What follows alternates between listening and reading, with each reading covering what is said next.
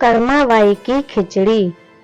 यह कहानी है भगवान कृष्ण की प्रिय भक्त कर्माबाई की।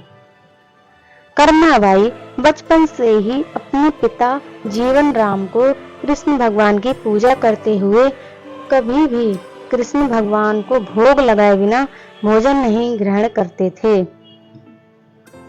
जब कर्माबाई 13 साल की थी तब एक दिन जीवन राम को तीर्थ पुष्कर स्नान के लिए जाने की इच्छा हुई। कर्मा ने भी अपने पिता की हाँ में हामी भर दी। अगले दिन सुबह कर्माबाई ने उठकर सबसे पहले गुड़ और घी डाल के बाजरे का खिचड़ा बनाया और भगवान कृष्ण की मूर्ति के सामने रख दिया और बोली, भगवान, मैंने अपना भोग रख दिया है, आपको जब भूख लगे तब आप खा लेना, तब तक मैं घर के काम पूरे कर लेती हूँ। इतना कहकर कर्मा अपने घर कामों में जुट गई। काम करते करते बीच बीच में आकर देखने पर जब कर्मा को ज्ञात हुआ कि भगवान ने अभी तक खिचड़ा नहीं खाया है, तब उसे संदेह हुआ कि शायद खिचड़ी में घी और गुड़ कम है, इसलिए भगवान कृष्ण भोजन ग्रहण नहीं कर रहे हैं।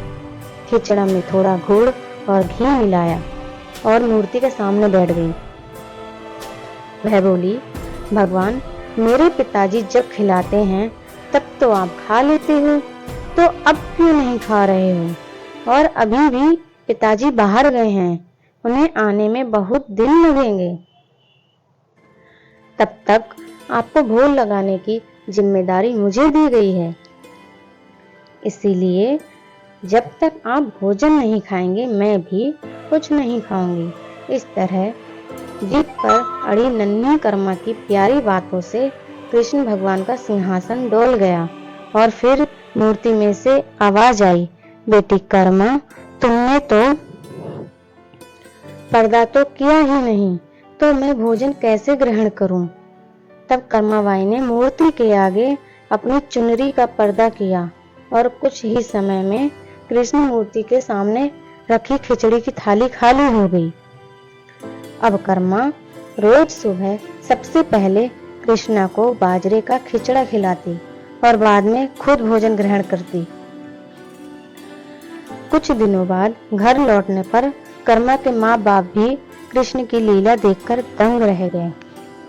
इस तरह कर्माबाई ईश्वर कृष्ण की निस्सीम भक्त बन गईं। अपने जीवन के अंतिम दिनों में कर्माबाई भगवान जगन्नाथ की नगरी जगन्नाथपुरी में एक कुटिया में बस गई थीं। वहां पर एक दिन कर्माबाई की कुटिया के सामने एक तेजस्वी कांति वाला बालक आया और उसने कर्माबाई से कहा, मुझे भूख लगी है माँ, खाना दो। उस वक्त भी कर्मा अपने भगवान कान्हा को खिचड़ा का भोग लगा रही थी। कर्मा ने उस बालक को भी खिचड़ा खिलाया।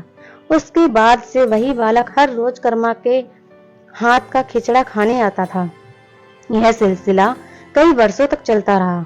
वह बालक कोई और नहीं, स्वयं जगन्नाथ भगवान थे, क्योंकि जिस दिन कर्माबाई का देहांत हो गया, वहां पर एक दिन कर्माबाई की कुटिया के सामने एक तेजस्वी कांति वाला बालक आया और उसने कर्माबाई से कहा, मुझे भूख लगी है माँ, खाना दो। उस वक्त भी कर्मा अपने भगवान कान्हा को खिचड़ा का भोग लगा रही थी। उस दिन जगन्नाथ भगवान की मूर्ति की आंखों से आंसू बह रहे थे और उसी रात मंदिर के पुजारी के स्वप्न में जगन्नाथ भगवान आए और अपने दुखी होने का कारण बताया कि उनकी परम प्रिय भक्त कर्माबाई गोलोक सिधार गई हैं। मैं रोज सुबह उसके हाथ की खिचड़ी खाता था, अब मुझे खिचड़ी कौन खिलाएगा?